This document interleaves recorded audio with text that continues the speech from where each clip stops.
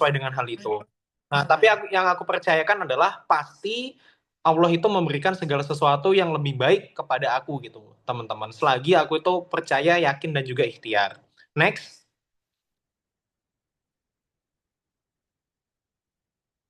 Nah, tetapi dari modal keyakinan dan kenekatan itulah gitu ya yang menjadikan Mas Ilham itu bisa achieve di berbagai achievement lainnya gitu. Nah, jadi sebelumnya yang aku itu pengen kuliah banget gratis di PKN STAN gitu ya. Alhamdulillahnya di Undip itu Mas Ilham bisa dapat beasiswa fully funded juga dari Bank BRI, teman-teman. Ya, jadi dari Bank BRI itu lebih tepatnya YBM Briliannya, yayasannya Bank BRI, itu memprovide segala sesuatu kebutuhannya Mas Ilham, mulai dari UKT, tempat tinggal atau asrama, dan asramanya masih bagus, teman-teman, ya ada jacuzzinya, ada bathtubnya gitu ya.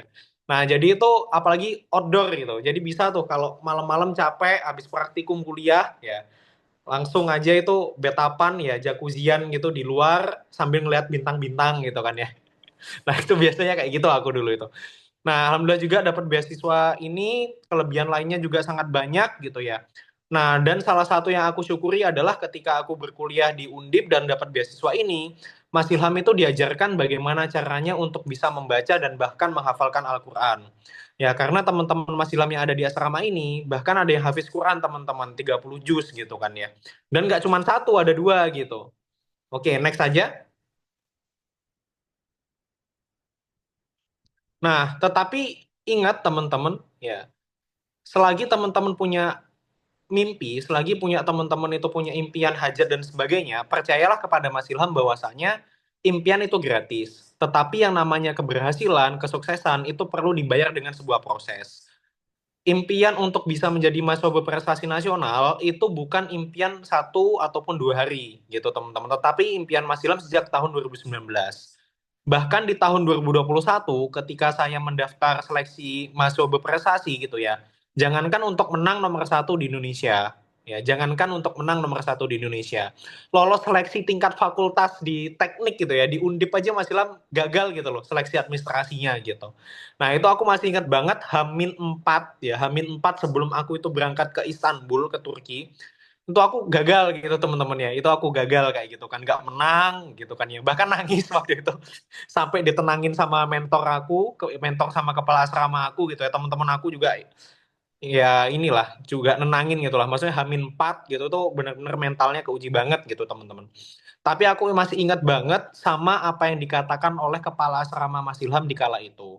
Kepala asrama Mas Ilham itu waktu itu sempat menginformasikan bahwasanya, oh Ilham gitu ya, oh Ilham, kalau kamu itu kualitas diri kamu itu bagus, mau kamu itu melawan siapapun, berkompetisi dengan negara pun ya, kalau kualitas diri kamu itu bagus, pasti kamu bisa menjadi seorang pemenang gitu ya.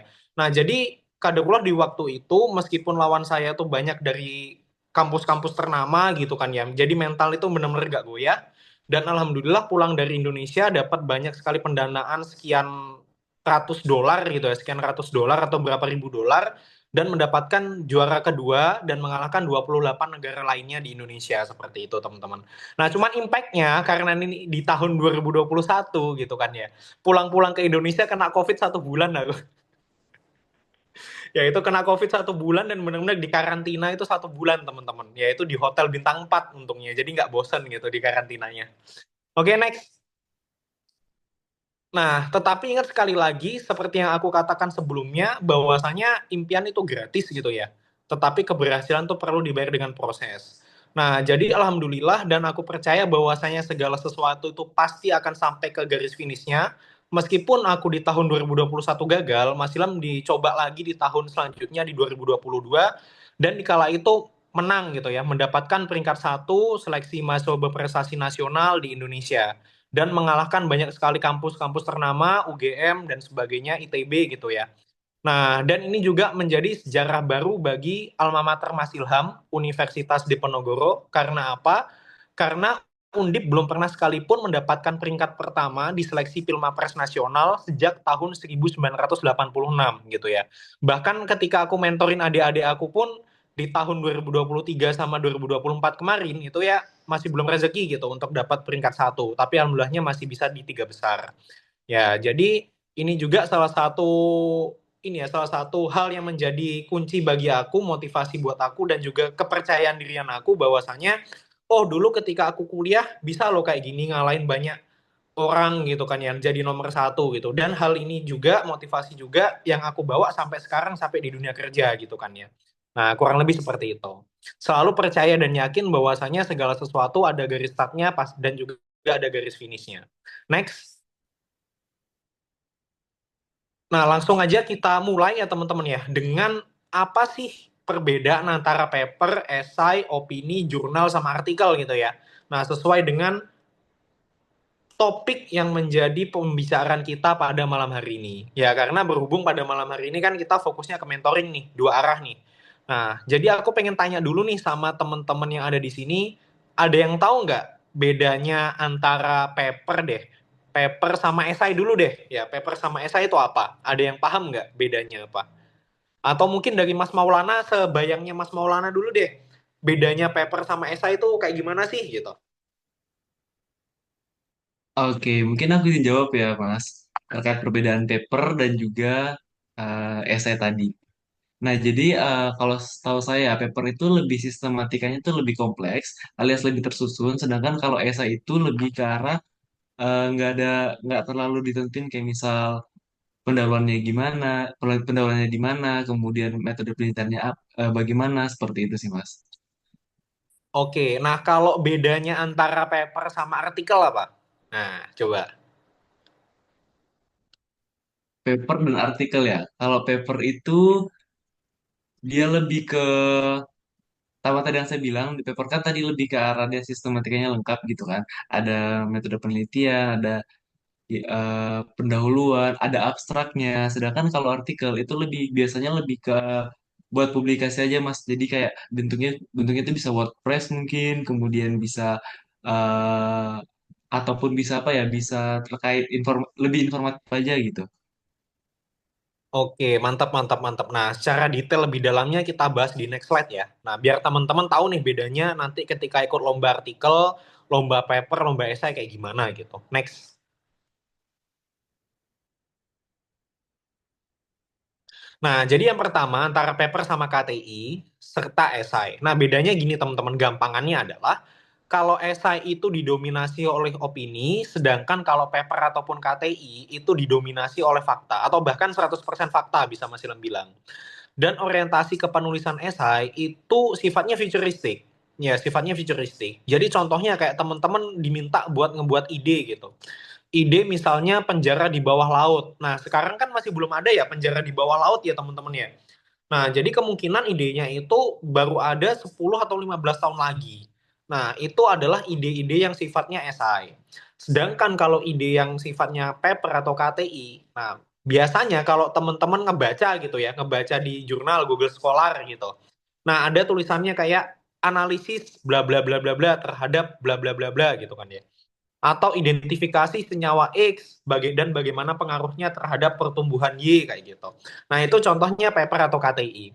Jadi secara lebih gampangnya adalah kalau untuk esai itu sifatnya futuristik dan didominasi oleh opini. Sedangkan paper itu 100% fakta ya dan sifatnya lebih mikro, lebih spesifik kayak gitu. Next.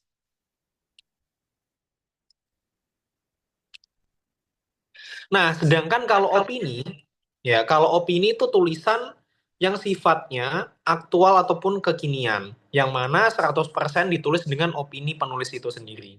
Nah, sedangkan jurnal itu adalah tulisan atau muatan dari suatu karya untuk bisa dipublikasikan. Nah, kalau artikel kayak gimana Mas Ilham? Nah, kalau artikel itu bisa masuk ke dalam esai ataupun opini. Nah, makanya kemarin kan sempat aku bahas nih, ya aku tanyakan nih oleh tim panitia nih. Nah, jadi ini artikelnya lebih ke artikel populer atau artikel ilmiah gitu.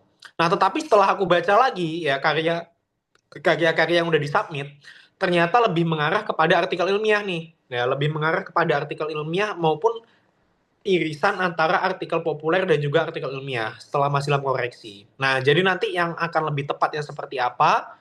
Nah, itu nanti kita bisa adjust sesuai dengan pedoman dari panitia seperti itu. Next. Nah, ini juga nih. lombanya terutama anak-anak kedokteran gitu ya. Nah, anak-anak kedokteran itu sering banget buat kepenulisan ataupun riset tanpa mereka itu keluar rumah. Apalagi kan budgetnya riset kedokteran atau medicine itu kan lumayan tinggi gitu ya budgetnya ya. Nah, jadi biasanya teman-teman aku itu menggunakan tiga tipe. Nah, pertama itu literatur review. Nah, literatur review ini yang biasanya teman-teman bisa gunakan juga dalam pembuatan artikel. Kenapa? Karena literatur review ini hanya teman-teman mensummarize ya atau membuat suatu ringkasan yang sifatnya kualitatif gitu ya, yang sifatnya kualitatif dari berbagai sumber. Ya, dari berbagai sumber. Nah, tadi kalau aku tidak salah ingat gitu ya, sempat membaca juga artikelnya teman-teman tentang carbon capture storage gitu kan. Nah, itu jadinya tinggal teman-teman menganalisis dan teman-teman merangkum gitu ya jadi satu kaidah keterbaruannya seperti apa gitu. Oke, next dulu. Nah, ini juga contoh untuk opini sama jurnal ilmiah ya. Nah, kalau opini tuh contohnya tuh, hati Jacob Utama yang selalu gelisah gitu kan ya. Atau misalnya kisahnya Mas Maulana gitu ya, yang lagi galau gitu. Karena itu bisa masuk juga gitu. Nah, kemudian jurnal ilmiah. Nah, yang namanya jurnal itu harus direvisi. Sorry, harus direview teman-teman. Harus direview terlebih dahulu ya dengan entah itu guru besar ataupun editor, reviewer dan sebagainya. Baru bisa terpublish. Dan waktunya cukup lama ya. Mas Ilham itu publikasi Scopus untuk Q3 dari zaman Mas Ilham skripsi 2023, lulus di November 2023. Bahkan sampai sekarang pun masih belum terbit, teman-teman. Ya, udah 1,5 tahun masih belum terbit itu skripsi aku gitu. Nah, jadi kan ada tuh kadang yang mau nanya tuh, Mas Ilham skripsinya kayak gimana, boleh lihat nggak gitu. Ya sebenarnya boleh-boleh aja, tapi masalahnya adalah publikasi aku kan masih belum terbitnya teman-teman ya. Jadi rawan banget kalau aku kasih sekarang untuk bisa di kopas atau diplagiasi. Nah, jadi aku sangat menghargai banget gitu ya yang namanya kode etik keilmiahan gitu. Nah, jadi banyak tuh kadang yang menanya Mas Ilham gimana sih skripsinya kalau boleh lihat gitu. Langsung aja biasanya aku minta, oh itu ada hard copy-nya di perpus, baca aja di perpus gitu. Biasanya aku kayak gitu sih. Ya, itu ya teman-teman. Itu juga harus dipahami ketika teman-teman ingin mempublikasi sesuatu, pastikan terbit dulu dan jangan sampai datanya teman-teman itu dibajak kayak gitu. Next.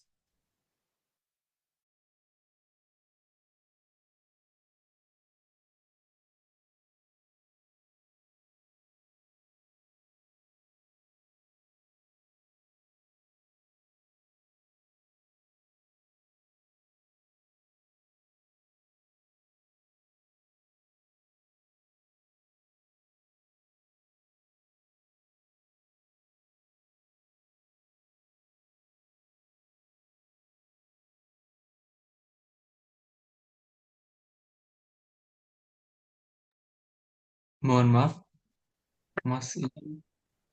Oke, sorry, barusan sinyal saya gangguan ya.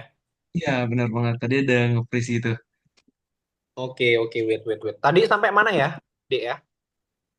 Tadi itu baru next ke slide ini, Mas. Yang format artikel populer. Oke, format artikel populer. Oke. Ya. Nah, jadi kalau untuk format artikel ya, baik itu sebenarnya baik itu ilmiah maupun populer, formatnya sama sih, teman-teman. Formatnya itu sama. Cuman kalau untuk di artikel ilmiahnya, biasanya itu lebih fokus kepada ide yang digagas, sama bagaimana langkah strategis implementasi dari suatu program. Kayak gitu. Itu kalau di artikel ilmiahnya.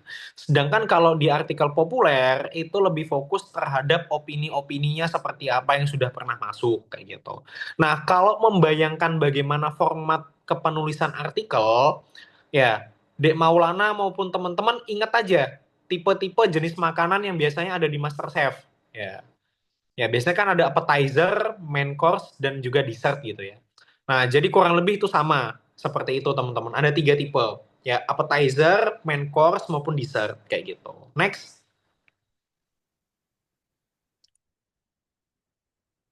Nah, kalau untuk formatting di paper itu sendiri, teman-teman ya, di paper itu sendiri, dia itu betul yang dikatakan Mas Maulana, jadi dia tuh akan lebih spesifik, mulai dari pendahuluan sampai dengan penutup, dan juga fokus ke arah metodenya.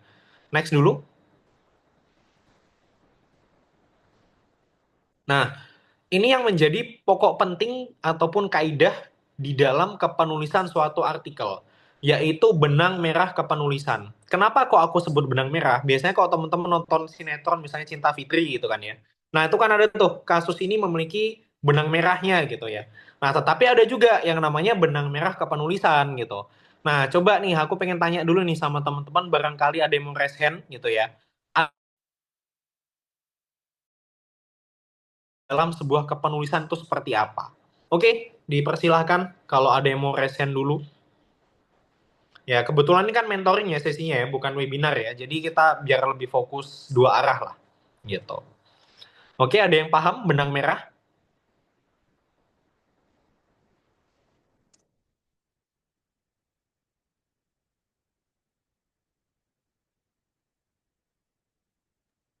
Oke, mungkin izin jawab, Mas. Oke, silahkan. Em, aku coba jawab. Mungkin kalau yang ku tahu kalau benang merah kepenulisan itu kan kalau dari benang merahnya sendiri kan kayak hubungan antara satu dengan lainnya. Nah, mungkin kalau kita kaitkan dengan kepenulisan atau karya tulis, berarti dia tadi kan sudah dijelaskan kok tadi dari Master Chef itu dari awal ada appetizer, terus ada isi dan sampai penutup. Nah, mungkin benang merahnya ini sebagai sistemnya yang akhirnya bisa menggabungkan ketiga ataupun semua isi yang ada di karya tulis tersebut, mulai dari pendahuluan itu berhubungan sampai ke metode dan pembahasan sampai hasil sampai ke penutup itu semuanya tuh ada penghubungnya gitu atau berhubungan dari awal sampai akhir. Mungkin seperti itu, Mas. Oke, thank you. Ya, itu mantep banget sih jawabannya. Ya, jadi udah masuk gitu ya. Oke, di next dulu aja. Nah, ini contohnya benang merah gitu, teman-teman. Nah, ini juga yang aku mention di dalam suatu artikel. Teman-teman harus jelas dulu problem statementnya apa. Jadi tadi ketika aku baca artikelnya teman-teman, yang aku cari tahu lebih dahulu adalah apa sih problem statement yang diangkat gitu ya. Nah, apa sih problem statement yang diangkat? Apa tujuan penelitiannya, bagaimana hasil dan pembahasannya, serta kesimpulannya seperti apa. Itu yang selalu aku ulik, aku cari tahu lebih dalam gitu teman-teman. Ya, dan apakah nyambung atau enggak gitu ya. Misalnya carbon capture storage, tapi yang dibahas malah yang lain gitu. Nah, misalnya yang dibahas itu malah ke radiator gitu misalnya kan. Nah, harusnya kan bahasnya misalnya tentang bagaimana kadar oksigen, bagaimana penangkapan CO2 gitu kan, bagaimana ozon gitu dan sebagainya kan harusnya nyambungnya ke arah sana gitu teman-teman. Nah, tetapi aku lihat dulu problem statementnya masuk apa enggak gitu terhadap apa yang teman-teman tulis. Gitu yang paling penting. Next. Nah, ini one of my principal things adalah dari hobi mencari masalah menjadi karya yang inovatif. Jadi kalau ditanya apa hobinya Mas Ilham, maka hobinya Mas Ilham adalah mencari masalah kayak gitu teman-teman. Ya, jadi hobi aku adalah nyari-nyari masalah, nyari gara-gara gitu tuh hobinya aku gitu. Oke, next. Nah, ini ada beberapa contoh ide yang sifatnya futuristik atau bisa teman-teman masukkan ke dalam artikel populer juga. Kenapa? Karena idenya ini kan istilahnya gagasan gitu ya. Gagasan yang sifatnya orisinil gitu dan juga bisa orientasinya ke masa depan. Nah, jadi ini tipe-tipe esai yang bisa dijadikan sebagai artikel populer. Di notes ya, tipe-tipe esai yang bisa dijadikan sebagai artikel populer. Ya, jadi bisa dibilang ya semi ilmiah gitu lah, nggak pure yang ilmiah banget, nggak kayak KTI. Karena apa? Karena idenya orientasinya ke arah yang futuristik. Nah, itu bagus kayak gitu. Next. Ini adalah ini adalah cara, tips and trick untuk bisa mencari suatu ide atau idea. Dimulai dari substitute, combine, adapt, modify, put to another use, eliminate, and reverse. One of the important thing is bagaimana teman-teman itu ya, bisa menggali lebih dalam potensi yang teman-teman miliki ke dalam salah satu teori ini. Sorry, ke dalam salah satu tipe jenis camper ini. Contohnya nih, aku pengen bagian eliminate nih Mas Ilham. Nah, contohnya adalah coba aku nanti menggagas suatu ide, ya, yaitu aplikasi pembuatan paspor gitu ya. Yang mana buat paspor tuh sebelumnya butuh 5 tahapan, jadi cuma 2 tahapan doang gitu. Nah, itu eliminate, tuh bagus tuh. Atau ternyata put to another use gitu ya, mengaplikasikan suatu produk ke fungsi yang lain gitu. Misalnya teman-teman pakai Listerine gitu ya. Listerine itu kan buat membersihkan mulut gitu kan ya, kumur-kumur gitu. Tapi bisa nggak sih buat Listerine yang bisa diminum gitu misalnya? Itu kalau bikin ide ya kayak gitulah. Oke, next. Nah, ini next aja. Nah, ini dia karakteristik ide.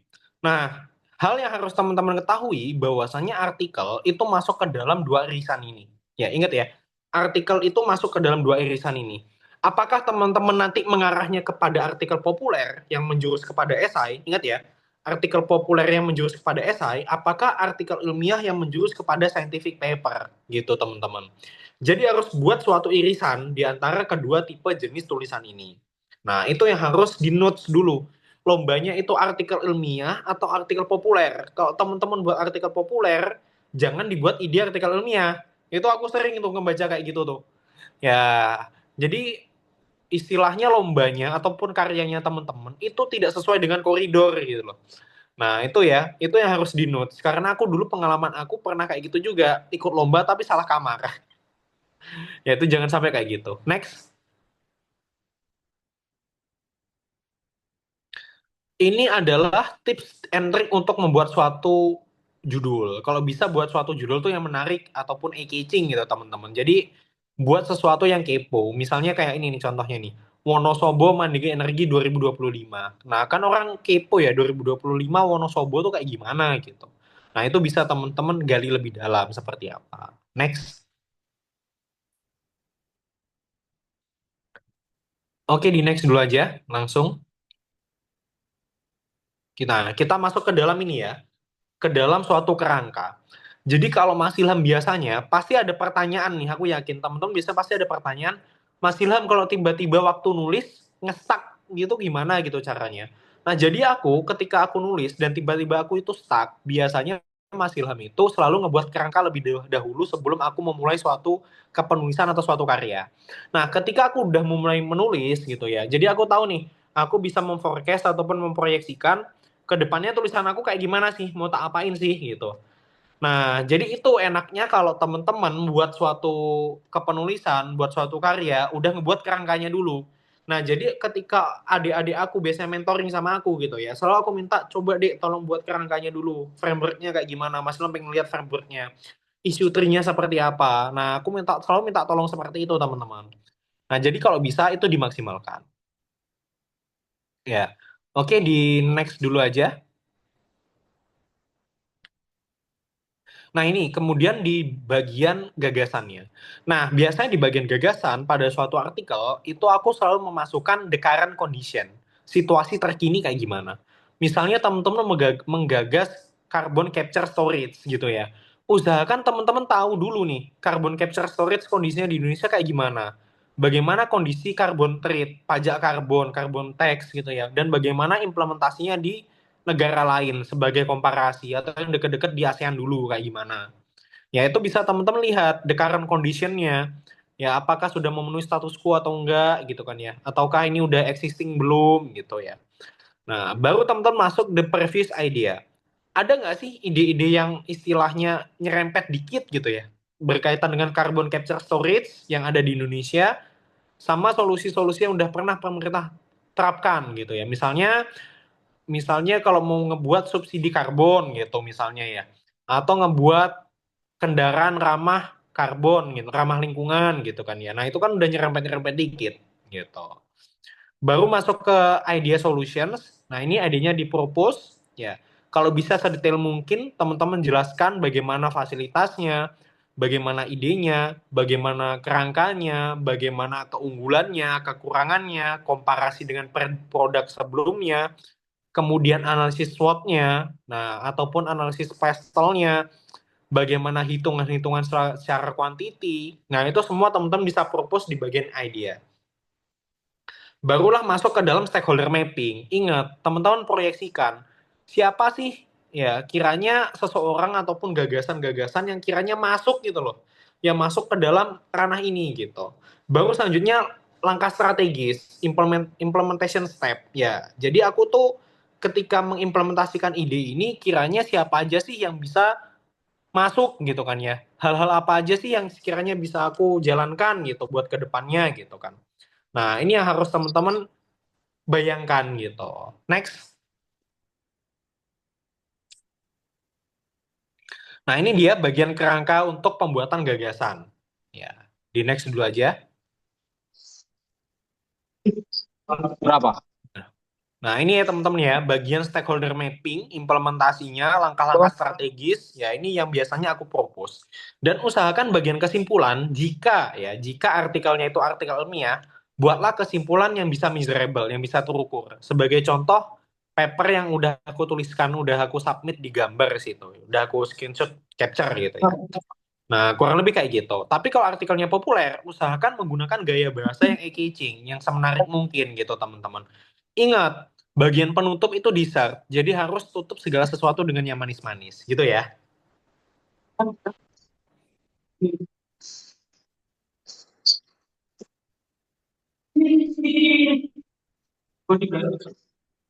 Oke, next.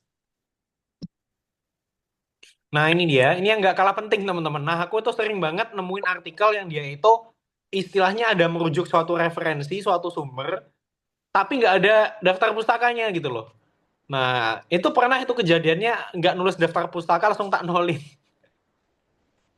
Ya, jadi dia tuh merujuk suatu artikel, suatu pembahasan, nah tapi nggak mencantumkan sumbernya, itu langsung tak nolin, teman-teman. Ya, jadi usahakan teman-teman ketika menulis atau merujuk sesuatu, apalagi artikelnya itu artikel ilmiah, maka wajib untuk mencantumkan sumbernya sebagai daftar pustaka dan juga sitasi. Ingat ya, wajib mencantumkan sumbernya sebagai daftar pustaka maupun sitasi. Oke, next. Nah, lantas gimana sih kisah perjalanan kepenulisan Mas Ilham gitu kan ya? Next dulu.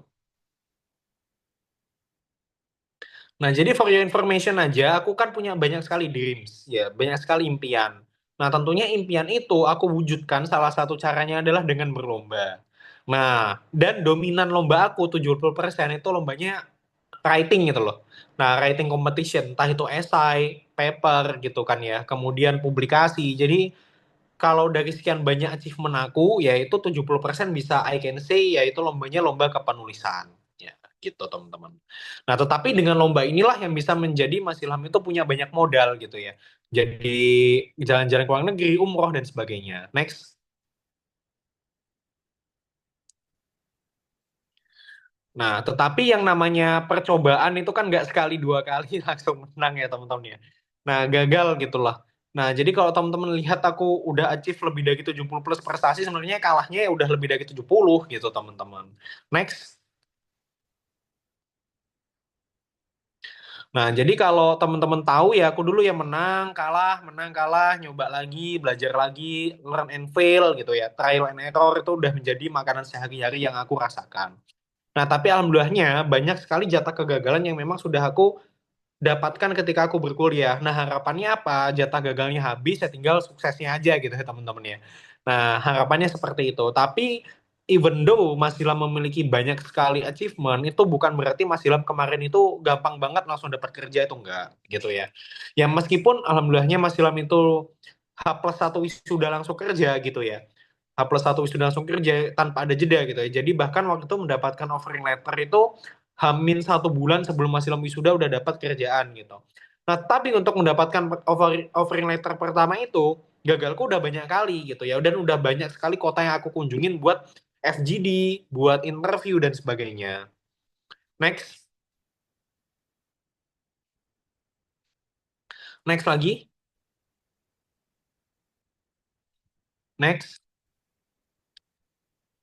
Nah, jadi ini juga ya teman-teman ya, beberapa cuplikan kisah-kisahnya Mas Ilham yang istilahnya berhasil keliling dunia dengan model kepenulisan, paper, konferensi maupun artikel. Next. Nah, ini juga tulisan aku yang modalnya kalau nggak salah cuma 300 apa 500 kata gitu. Kalau nggak salah ini yang ini 500 kata. 500 kata itu kalau teman-teman ngepaste, ngebuatnya di Microsoft Word ya dengan spasi satu, itu cuma satu halaman. Ya, tapi dengan tulisan satu halaman, alhamdulillah bisa menjadikan Mas Ilham itu keliling ke luar negeri secara gratis gitu. Next. Nah, ini adalah kata-kata Mas Ilham yang aku bawa ketika seleksi masuk berprestasi nasional. Give the best version of yourself and wait for the opportunity to come. Berikan versi terbaik darimu, maka tunggu kesempatan itu datang. Karena apa? Karena Mas Ilham percaya bahwasanya hidup itu tentang dua hal, yaitu kesiapan dan kesempatan. Oleh karena itu, maksimalkanlah sebuah change ya, sebuah opportunity ya sehingga teman-teman bisa mendapatkan sebuah tuh kesempatan yang lain lagi gitu ya. Oleh karena itu, give the best version of yourself and wait for the opportunity to come. Kenapa? Karena aku sebelumnya untuk bisa mendapatkan undangan banyak sekali lebih dari 100 kali event yang aku isi, itu bermula dari aku cuman ngisi kegiatan di asrama terus aku share di medsos. Kayak gitu teman-teman. Ya, tetapi dengan hal itulah yang bisa menjadikan aku dapat banyak opportunity ke depannya. Next. Nah, ini yang aku sampaikan sebelumnya, ya, setiap kegiatan yang kamu ikutkan, niatkan untuk bisa meningkatkan kualitas diri yang kamu miliki.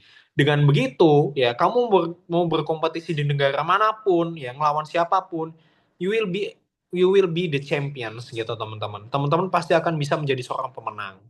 Ya, jadi waktu itu di kala gempuran 28 negara yang kulawan, yang kuhadapi, alhamdulillah masih mendapatkan peringkat kedua, kayak gitu. Next.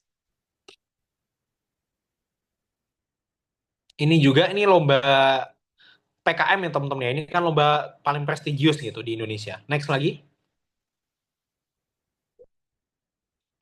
Oke, next. Nah, ini dia salah satu yang aku dapatkan juga bisa dapat kesempatan untuk kerja di luar negeri ya teman-teman ya. Dan bahkan umroh gratis di kala itu gitu.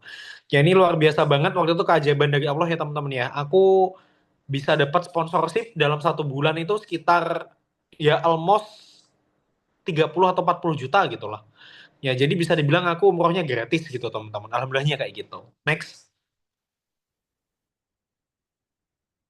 Nah, ini juga yang tulisan modal 500 kata, cuma 1 halaman doang. Ini bisa mengantarkan aku untuk trip ke Korea Selatan. Next. Oke, next lagi. Oke, kurang lebih itu ya teman-teman ya yang ingin Mas Ilham sampaikan pada malam hari ini. Semangat buat teman-teman semuanya. Ya, silahkan untuk sesi selanjutnya mengenai essay mentoring review ya. Nah, mengenai mentor review silahkan untuk bisa dibagikan terlebih dahulu ya. Terutama kalau yang punya ya, yang punya atau yang menang ada di sini ya ini bisa sekalian nih ya untuk diinfokan ataupun di feedback secara langsung oleh Mas Ilham kayak gitu. Oke, aku kembalikan lagi ke moderator.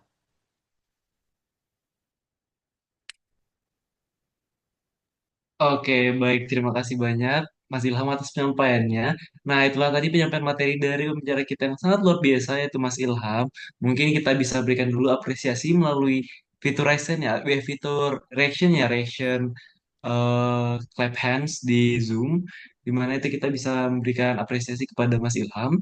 Nah, berikutnya tadi kita akan lanjut ke sesi bedah esai ya, beda artikel. Nah, buat artikelnya mungkin saya bisa share screen dulu ya, Mas. Kemarin kan saya juga sudah kirimkan nih artikel-artikel pemenang-pemenang sayembara artikel sebelumnya gitu.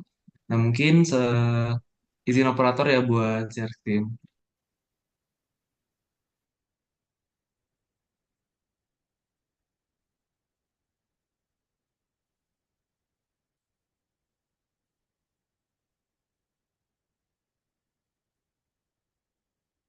Oke, mungkin aku izin nanya dulu nih, Mas. Terkait artikelnya ini kan aku ngirim 3. Mau di Masnya yang milih atau sesuai urutan nih, juara 1 dulu, atau juara 2 atau juara 3 atau Saya gimana, Mas? bebaskan sih, saya bebaskan kalau bisa kalau yang ada orangnya sekarang yang itu dulu aja. Oh, yang ada orangnya sekarang ya? Wait, Mas.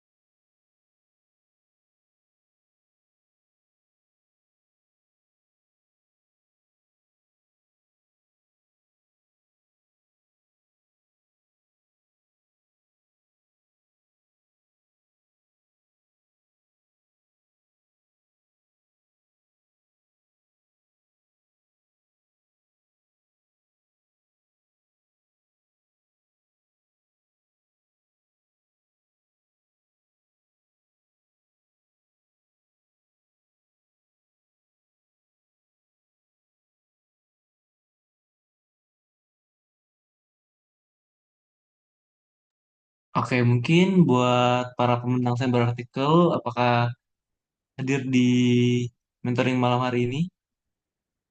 Oke, mungkin ada Hafiz Atta ya, Bas. Nih, jadi mungkin aku share screen terlebih dahulu terkait artikel Hafiz Atta. Ini mana mungkin nanti Mas Ilham bisa kasih feedback nih terkait artikel yang telah dibuat. Nah, just information, Hafiz Atta ini merupakan juara satu dari seminar artikel yang telah dilaksanakan pada tahun ini, yaitu lebih tepatnya pada bulan Maret kemarin. Ya, mungkin izin saya screen ya. Oke, silahkan deh.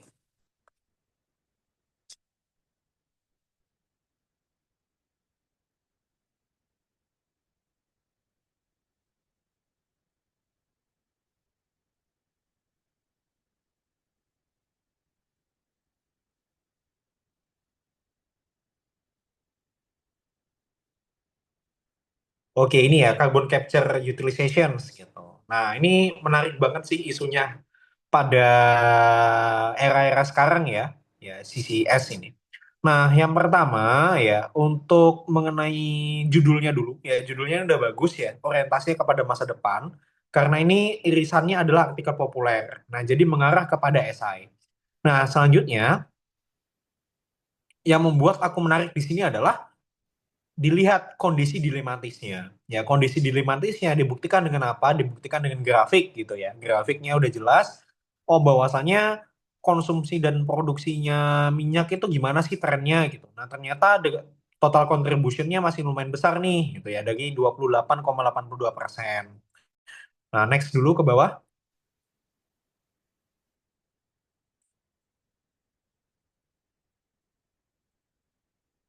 Nah, tetapi hal yang sorry, ke atas dulu, ke atas dulu. Belum, belum. Nah, stop. Nah, tetapi di sini yang masih belum aku lihat adalah kenapa di sini tiba-tiba itu langsung mengarahkan kepada strategi dekarbonisasi kayak gitu. Langsung mengarahkan kepada strategi dekarbonisasi. Harusnya berikan terlebih dahulu bagaimana opsi-opsi alternatif dalam pemecahan suatu solusi. Nah, katakanlah ada tiga alternatif pemecahan solusi ya. Nah, dari ketiga itu apa alternatif solusi terbaik? Kayak gitu sih. Jadi jangan langsung kamu propose ke satu hal. Propose terlebih dahulu ada tiga ataupun beberapa options, tapi option mana yang menjadi terbaik itu biar kelihatan sebagai komparasinya. Nah di sini PR-nya adalah aku belum kelihatan nih, kenapa kok tiba-tiba langsung dekarbonisasi gitu ya. Nah itu yang harus diperhatikan dulu gitu. Nah kemudian yang kedua adalah carbon capture storage gitu kan ya. Carbon capture storage bagaimana sih visibility dan juga kelayakannya di Indonesia gitu ya untuk bisa diimplementasikan. Itu juga harus diberikan suatu overview, suatu gambaran overview apakah idenya ini masuk apa enggak. Itu ya, itu yang kedua yang masih belum ada. Kemudian yang di bawah lagi minta tolong. Oke, ke bawah lagi. Stop. Nah, ini hal yang belum aku ngeh. Kenapa? Di sini kamu mention bahwasanya teknologi ini memiliki efisiensi tinggi dan konveksi energi hingga 75%. Nah, ini hitung-hitungan 75%-nya kayak gimana? Terus seperti apa gitu loh. Prosesnya, rumusnya, perhitungannya kayak gimana? Ini aku masih belum tahu detailnya seperti apa. Kalau ini kamu dapatkan dari suatu artikel, nah citasinya masih belum ada. Nah, ini yang jadi PR nih. Ada data muncul tapi nggak ada citasi. Nah, ini diragukan jadinya. Bagaimana kalkulasi ataupun perhitungannya. Di sini lagi nih ada nih bahwasanya listrik berbasis batu bara mencapai 30-40%. Nah, ini sekali lagi nih tidak ada citasinya. Nah, jadi harus perlu didetailkan seperti apa citasinya, mekanismenya, dan masuk ke dalam daftar pusaka. Kayak gitu. Next, ke bawah lagi. Nah, ini positif dari artikelnya adalah dikasih gambar, teman-teman. Nah, karena aku tuh orangnya kurang suka banget kalau full tulisan, jadi akan lebih bagus kalau masukin gambar. Kalau masukin gambar itu ada gitu ya, itu bagus banget gitu jadinya. Oke, ke bawah lagi.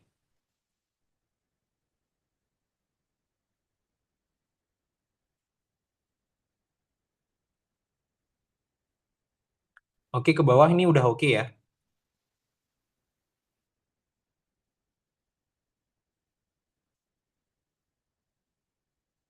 Nah, ini sih, jadi lebih ke manajemen referensi ilmiah yang masukin banyak sekali data, tetapi masih belum jelas sumbernya itu di mana. Sesuai yang aku bilang tadi ya. Jadi kalau secara kode etik keilmiahan, kepenulisan, nah ini masih belum masuk atau nggak kena gitu. Nah, jadi komponen penilaiannya kalau masih dalam ngejuri ini, itu akan dapat nilai yang belum maksimal di bagian kode etik ilmiahnya. Ya, ataupun manajemen referensi ilmiah, seperti itu. Ke bawah lagi. Terus kalau bisa, ya, kalau bisa nih, coba ke bawah lagi.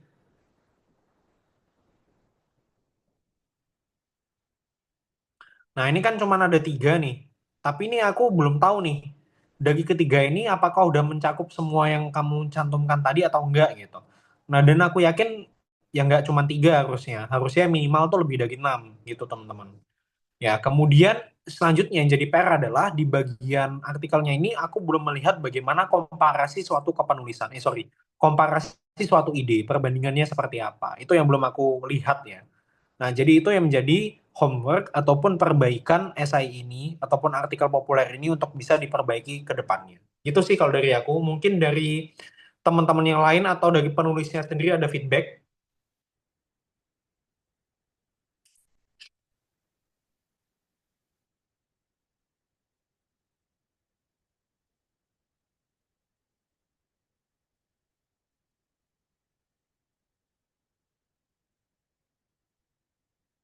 Oke, apakah ada feedback dari teman-teman yang lain atau dari penulisnya?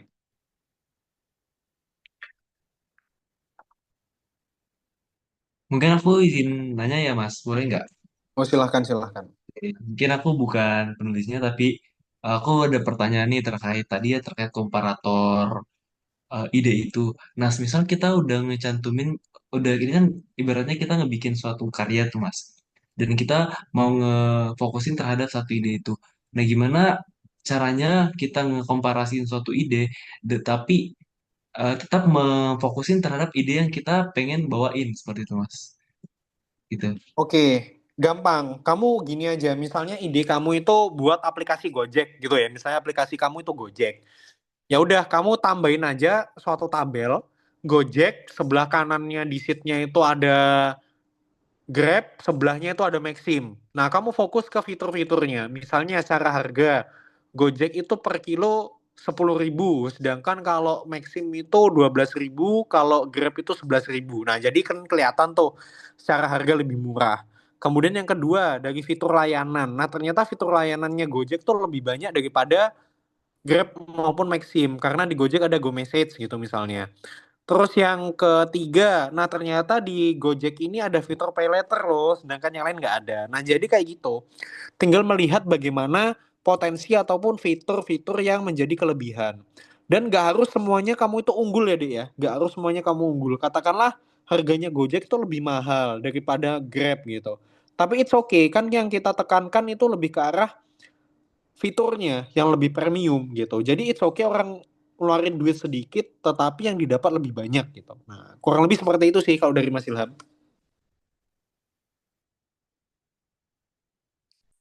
Oke Mas, mungkin aku ada izin follow up question terkait mungkin nggak jauh-jauh ya tadi ya terkait ide yang Mas kasih gitu kan, ataupun study case yang mungkin Mas ambil tadi. Mungkin aku mau nanya Mas, gimana kalau misal case-nya itu ini tuh merupakan ide yang baru gitu loh Mas. Jadi gimana kita ngekomparasinya buat ide baru tersebut? Karena kan memang bisa dibilang ide baru itu kan nggak terlalu general ya. Beda beda seperti yang kayak tadi gitu yang bisa dikomparasiin. Kalau gitu, kalau misal ada in case seperti itu gimana Mas? Oke, ini aku konfirmasi lagi. Jadi sebetulnya sekarang itu nggak ada ide yang benar-benar 100% itu orisinil. Ya, kenapa? Karena sekarang tuh zamannya inovasi, bukan invensi. Nah, inovasi itu adalah segala sesuatu yang sudah ada, tetapi coba kita improve gitu loh. Coba kita improve, kita lihat bagaimana perbandingannya. Contohnya nih, oh aku ngebuat hand sanitizer dari daun kelor. Ya, tetapi yang satunya buat hand sanitizer dari batang kelor. Nah, secara komposisi batang sama daun kan beda tuh. Nah, jadi itu juga yang harus di notes. Ingat bahwasanya sekarang itu zamannya adalah inovasi, bukan invensi. Nah, jadi segala sesuatu tuh sebetulnya udah ditemukan, tinggal bagaimana kita mengimprove-nya saja. Kayak gitu sih, Dek. Nah, kecuali invensi. Kalau invensi itu penemuan gitu ya. Ini kan kita bukan di zaman Isaac Newton ya, yang mana kamu di bawah pohon gitu, ada apel jatuh, timbullah hukum Newton gitu kan. Kan nggak kayak gitu gitu. Nah, jadi segala sesuatu emang sudah ditemukan, tetapi coba kita lihat bagaimana perbandingannya atau substitusinya terhadap ide yang sudah ada. Contohnya lagi nih kayak virus gitu ya. Buat vaksin. Nah, vaksin kan banyak jenisnya. Ya, terus gimana kita komparasiin? Ya kayak gitu sebetulnya.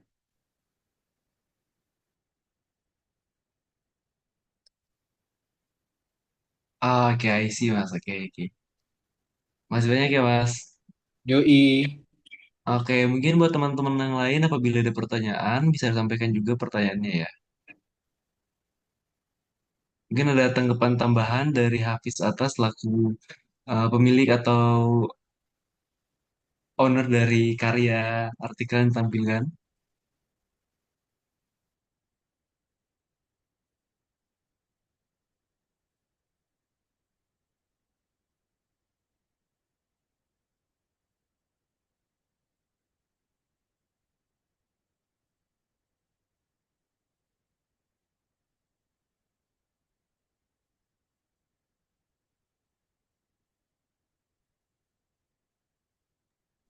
Atau mungkin teman-teman yang lain ada Arif Fajar, Kazevanya, Anggita, Johannes, Bang Jovin mungkin apabila ada pertanyaan bisa disampaikan ke Mas Ilham.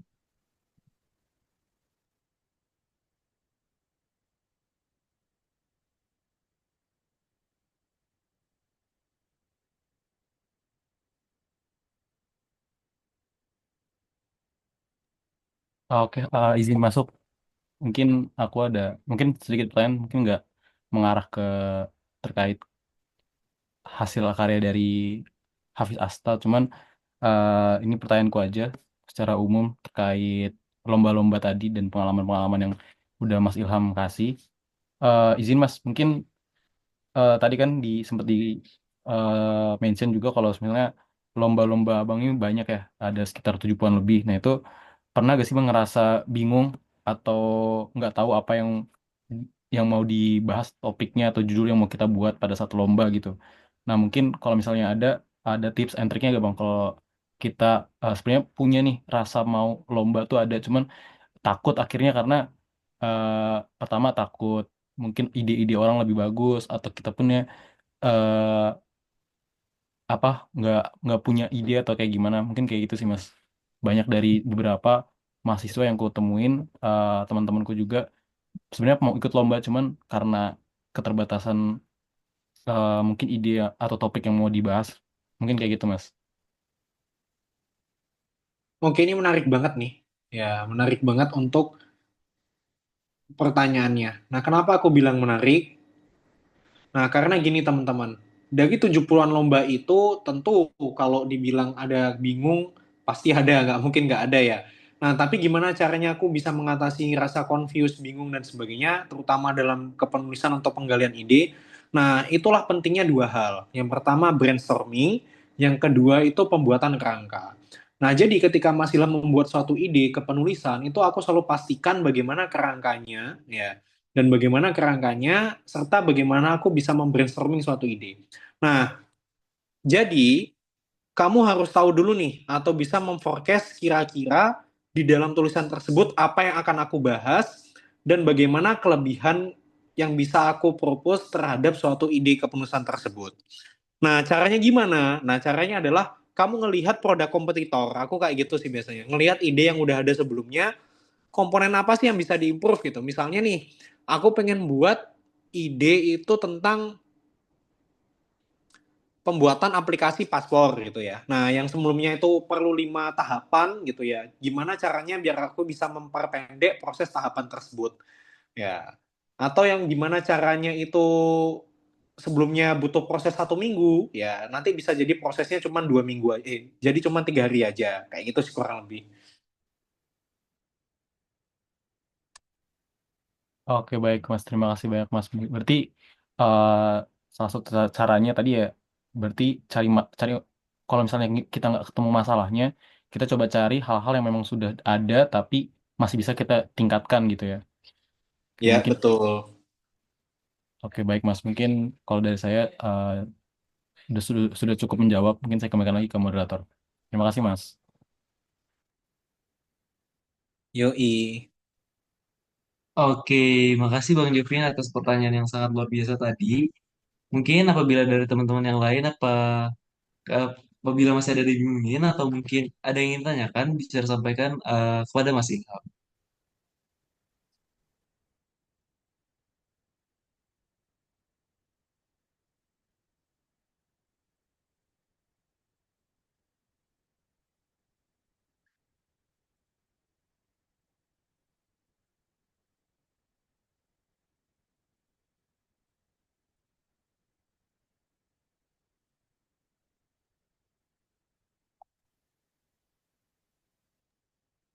Aku mungkin ada pertanyaan sedikit sih Bang, terkait eh, keberjalanan Abang di masa kuliah hingga akhirnya mendapatkan beberapa prestasi ya.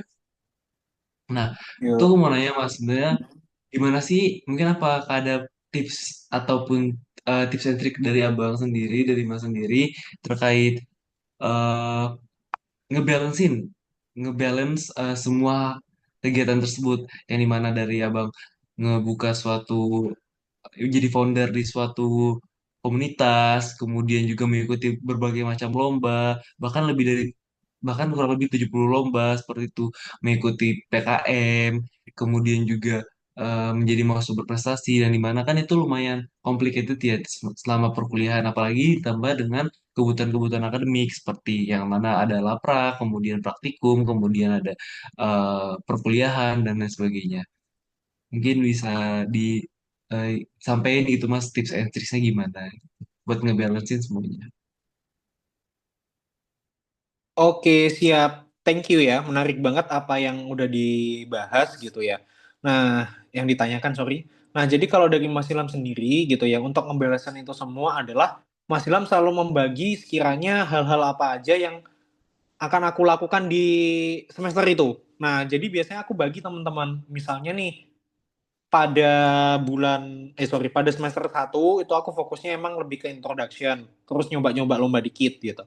Nah, semester 2 aku coba fokusin ke organisasi, semester 3 aku fokusin ke exchange ataupun conference gitu ya. Semester 4 buat yayasan, 5 publikasi dan sebagainya itu aku selalu membedah ataupun memforecast apa yang akan aku lakukan di next semester. Nah, itu caranya gimana? Nah, ini kembali lagi kepada habit yang aku jalankan ketika aku di asrama.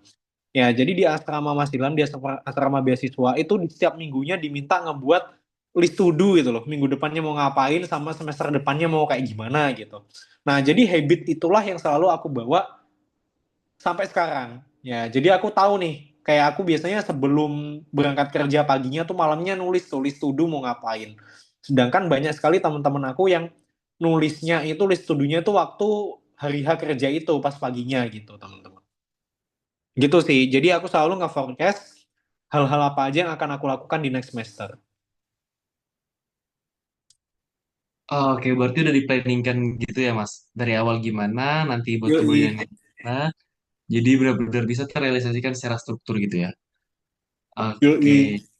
oke, semoga bisa aku sebagai mahasiswa juga ya di semester 4 ini itu bisa ngerapin lah kayak Mas Ilham ini gitu loh, bisa bisa berprestasi juga lah, karena benar-benar pengalaman dari Mas Ilham itu sangat sangat sangat luar biasa, hebat, keren banget, dan juga sangat memotivasi kita semua seperti itu Mas. Mungkin apabila dari teman-teman yang lain, apabila masih ada pertanyaan, bisa disampaikan ke Mas Ilham. Terima kasih. Yuk, sama-sama. Yuk, monggo silahkan teman-teman.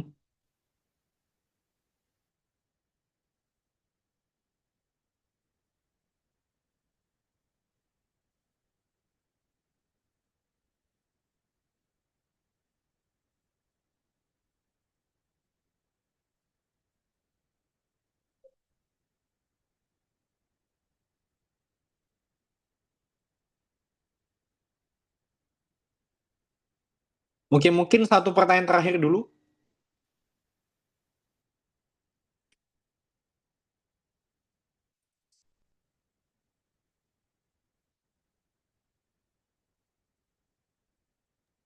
Oke, mungkin dari teman-teman apabila ada pertanyaan bisa disampaikan.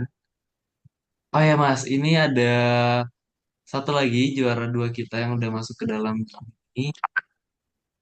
Oh iya, kayaknya dia terkendala jaringan lagi. Mungkin untuk Oke, mungkin kalau untuk reviewnya nanti bisa di Japri aja ya, ke Mas buat anaknya langsung. Misalnya kalau mau minta review, mungkin di satu pertanyaan terakhir dulu aja. oke baik Mas. Ya, jadi buat teman-teman satu pertanyaan terakhir nih. Apabila masih ada dibingungin, kemudian mau ditanyain, bisa sampaikan ke Mas Ilham pada mentoring artikel pada malam hari ini.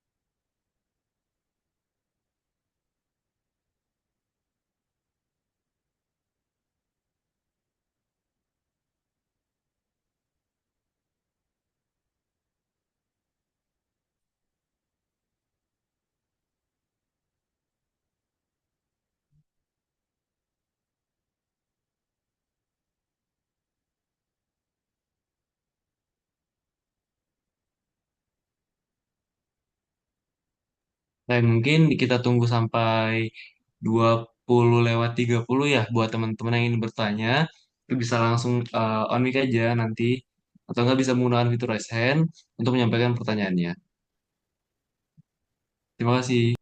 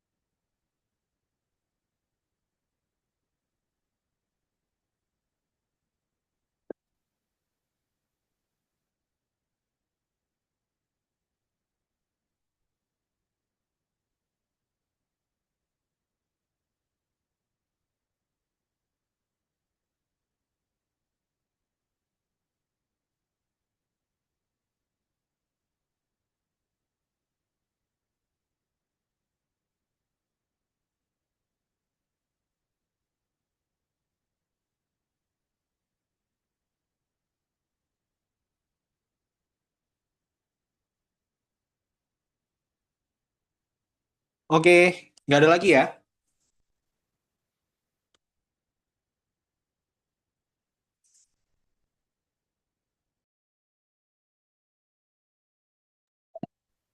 Halo, tes, tes, tes, tes. Sorry.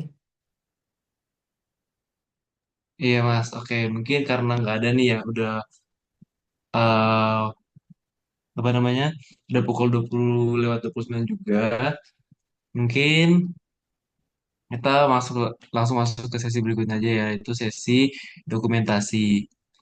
Mungkin untuk teman-teman sekalian, lu bisa mengaktifkan kamera terlebih dahulu untuk melakukan sesi dokumentasi.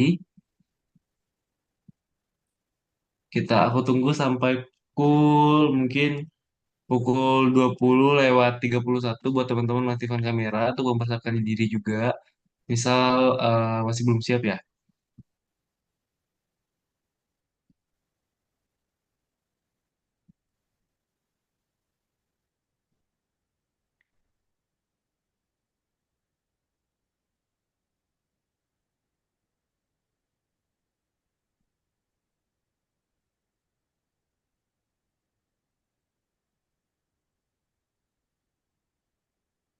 Kita tunggu sebentar ya Mas, sampai pukul 20 lewat 31.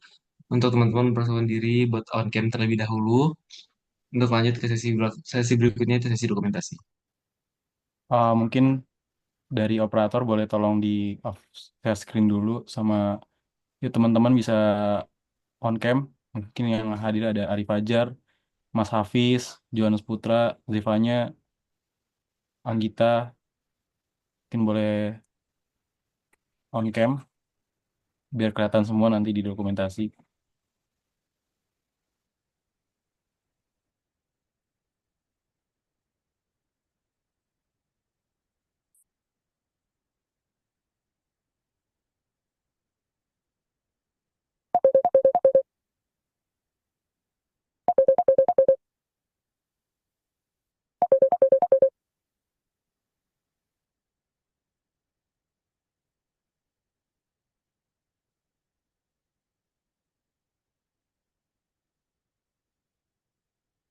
Oke, bisa langsung take picture dulu aja.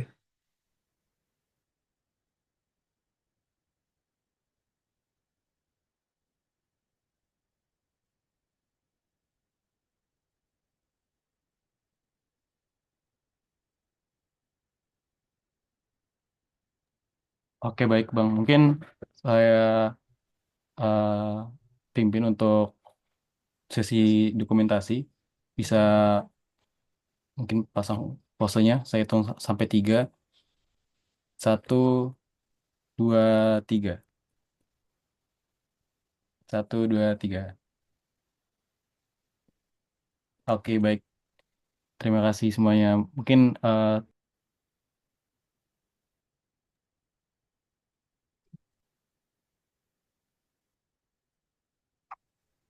Oke, mohon maaf Bang Jovin, mungkin Bang Jovin ke mute.